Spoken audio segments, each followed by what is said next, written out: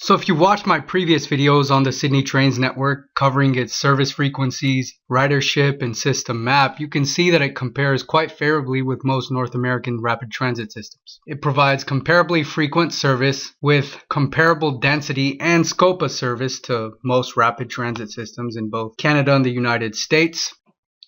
That having been said, the system's coverage area is quite big, and trips between stations outside of the central business district that aren't along the same line can often take a very, very long time and can often involve many transfers. One such example is the trip between Blacktown Station here and Macquarie Park Station here. Pulled up the Transport New South Wales trip planner and you can see we're leaving Blacktown and arriving at Macquarie Park. We're leaving Blacktown just after 6:40 a.m. on a Monday.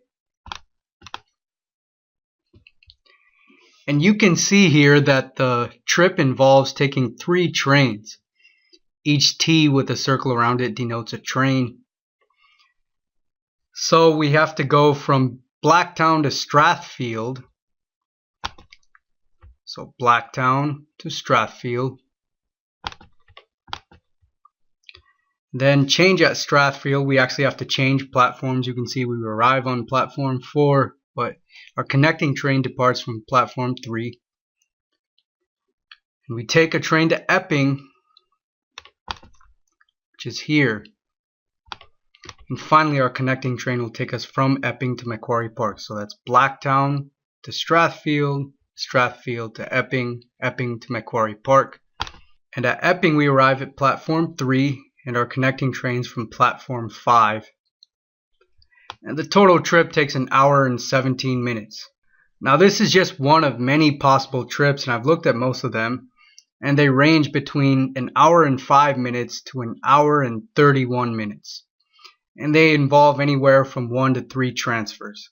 And for comparison's sake, I've pulled up several trip itineraries for bus trips leaving Blacktown from Macquarie Park Station just after 6:40 a.m. on a Monday morning. And you'll notice here 1B means that you get a direct service between the 2 stations. A B followed by a person walking, and then another B.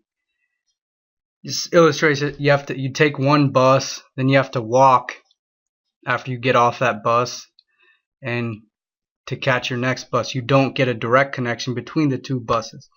But you can see that there are quite a few options here available for single seat bus trips. In fact, here just after 6:40 a.m. you have one leaving at 6:40, one at 6:55, and one at 7:08. And you can see they take anywhere from 52 to 55 minutes. This 59 minutes is not a direct bus trip.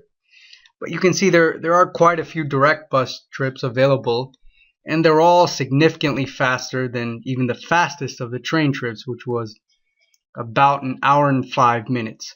And you don't have to get off the bus to connect to another bus like you do in the case of the train. The train, you have to get off the train and even change platforms most of the time. So here you can save yourself not only time but quite a bit of hassle as well. So you can see from the example we took a look at that it may be very useful for Sydney Trains patrons to get a handle on the region's various bus networks. In particular, it will be very useful for them to understand how these bus networks can be used to pick up the slack in the region's rail network. Notice that I said the region's bus networks, plural, because there are actually a myriad of bus operators in the region. In fact, here's a list of all the bus operators in the region. The biggest one is the Sydney Buses network. Sounds pretty similar to Sydney Trains, doesn't it? But remember, it's just one of the many bus networks that serves the region. Next, you have the Busabout network. You have the Busways Western Sydney network and the Busways Southwestern Sydney network. The Forest Coach Lines network, the Hills Bus network, the Interline network, the Punchbowl Bus Company network. Transdev New South Wales actually has 2 networks, one serving the Upper North Shore and one serving southwestern Sydney. And you actually have another one called the Transit Systems Network, and it's an interesting name. You can see there's quite a few networks serving the region, and each of these bus networks actually has its own set of route maps. And next we're going to take a look at just one of the route maps of the Sydney buses network. Remember, that's just one network in the region. So we're going to take a look at just one map of one of the many networks serving the region.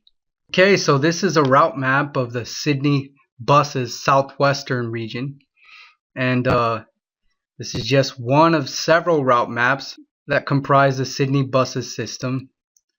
This route map shows services serving the southwestern suburbs of Sydney, and you can see just this map alone will probably make your head spin, and you can see that getting your handle on this would be no easy task. So now let's take a look at another network's route map.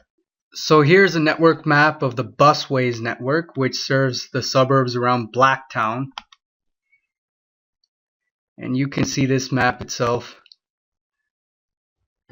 is pretty daunting.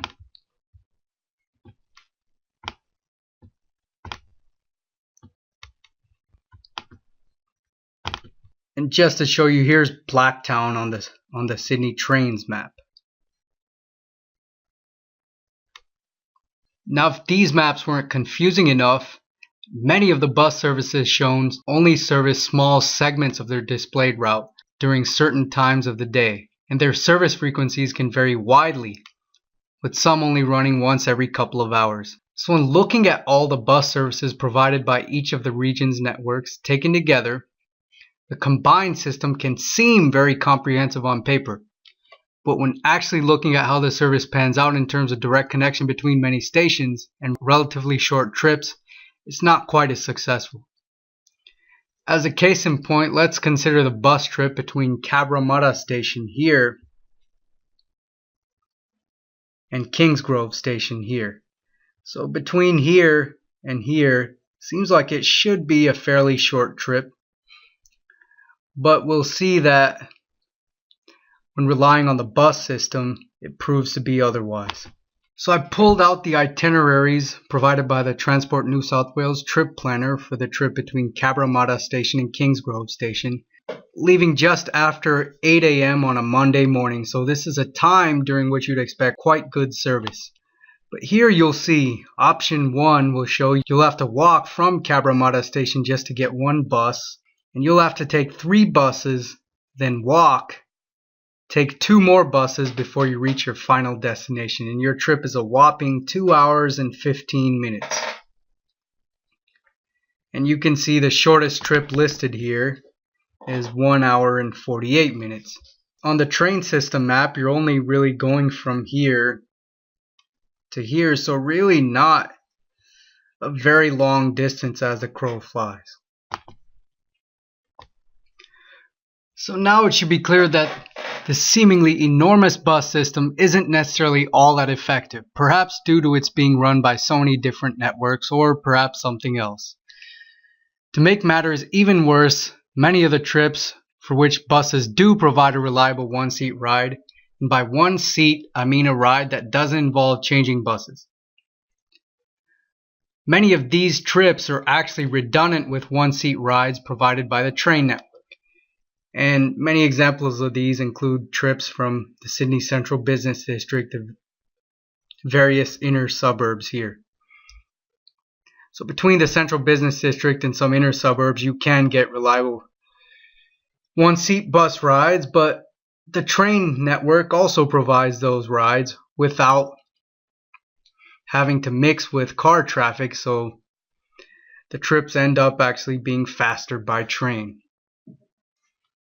So this brings up the question of between which stations that aren't connected by a short and direct train ride can the bus actually provide a more direct and perhaps shorter and equally frequent connection.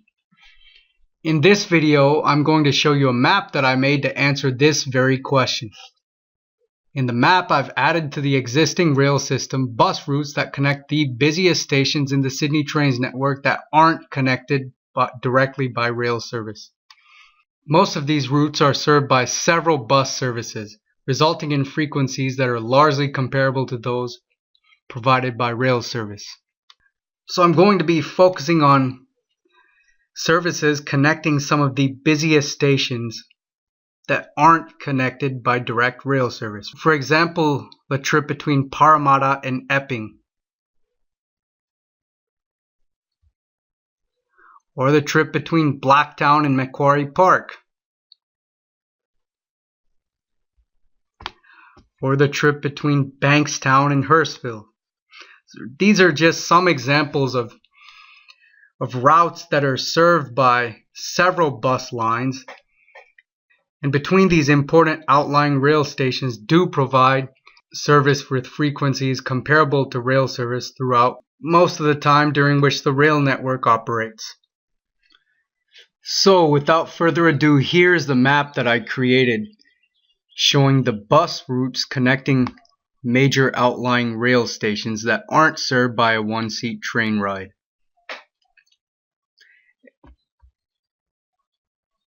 Here's the route between Parramatta and Epping, and I've listed all of the bus services along that route. So it's served by M54, 546, and 549. And for example, here's a trip between Parramatta and Pennant Hills, served by routes 625 and M60.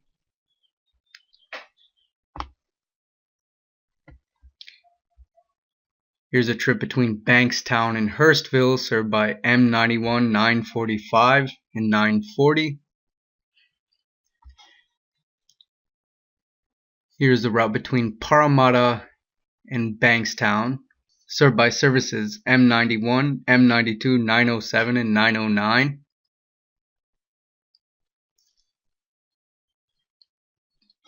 Here's the link between Burwood and Campsie, and this is probably the best bus link in the system that really cuts down travel time.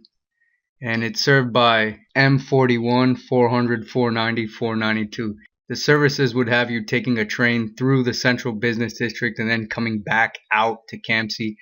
And that would take around like an hour or so, involving a transfer at one of these stations here. But the bus trip, you can just kind of cut across like this, and this trip is really only 8 to 12 minutes, so it saves you like 45 minutes and a transfer. And most of these trips save you time, but all of them save you having to transfer. Some of the trips are a little longer by bus depending on which service you use. So you can see for each route there are several services listed. Some of them take longer than others, and the travel times also vary based on the day of the week and the time of the day. For example, during weekday rush hours, you can expect a longer trip than, say, on Sunday early mornings when there's going to be very little traffic on the road. So I've opened the visual provided by the New South Wales Government Bureau of Transport Statistics showing the average number of station entrances for all stations in the network on a weekday. And the stations I've covered on my map, in which I've superimposed major bus routes, include Rockdale Station here, Hurstville Station here, Bankstown Station here, and you can see all of these are some of the bigger circles outside of the central business district. Parramatta Station here, Blacktown Station here, Burwood Station here, Campsie Station here, Epping Station here, and Pennant Hill Station here. So if you look back at the map I created, I can zoom in here and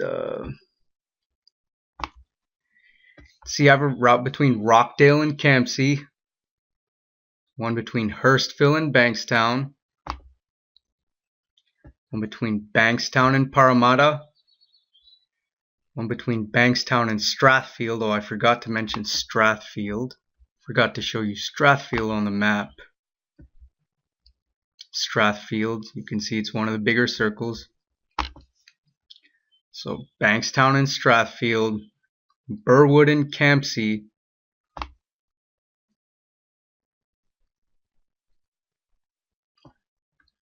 Blacktown and Macquarie Park. Forgot to show you Macquarie Park on the map here. Macquarie Park. Blacktown to Macquarie Park.